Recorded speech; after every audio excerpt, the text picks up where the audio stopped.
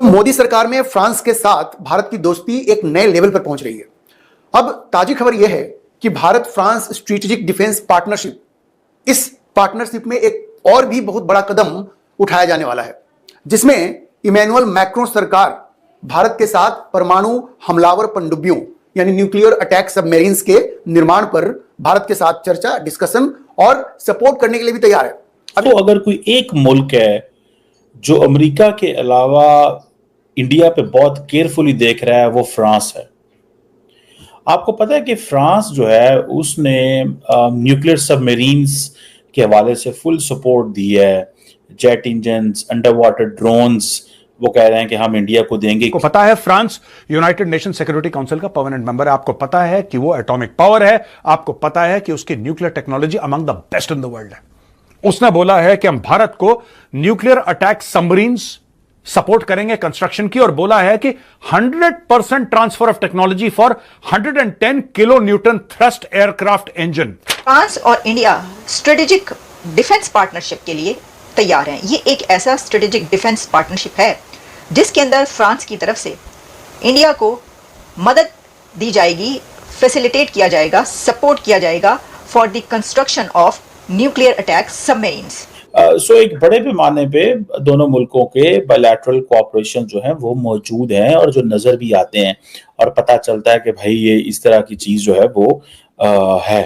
France कह रहा है सोवरेन राइट होगी भारत की, यानी कि हम भारत को कंप्लीट ब्लूप्रिंट दे देंगे इंजन के।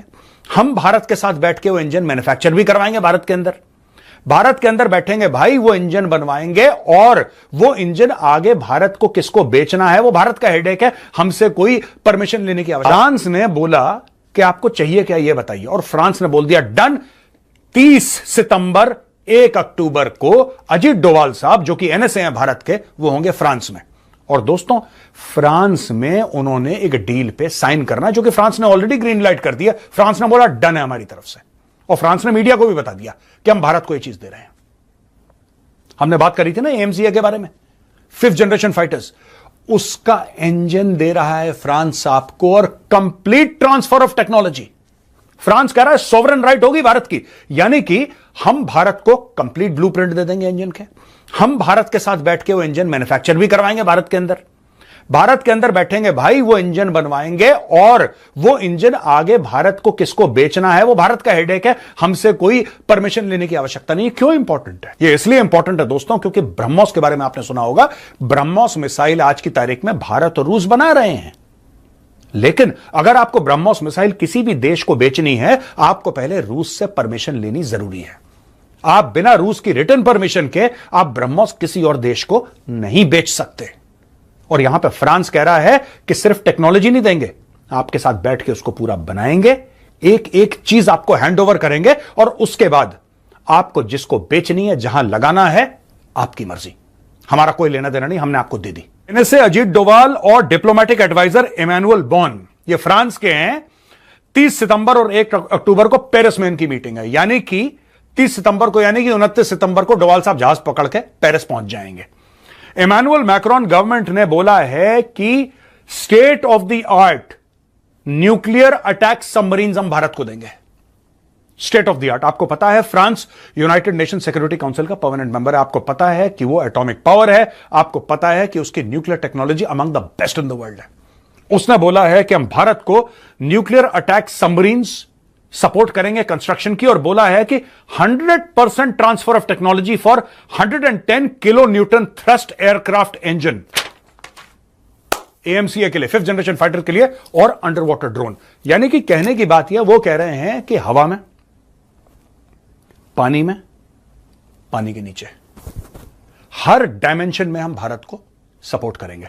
दोस्तों, मैं आपको 2-3 चीजें बता दूं, बैकग्राउंड में हम लोग डिस्कस कर चुके हैं, आज थोड़ा सा डिटेल में बात कर लेते हैं। भारत के सामने खतरा मंडरा रहा है और यह बहुत संगीन मामला है।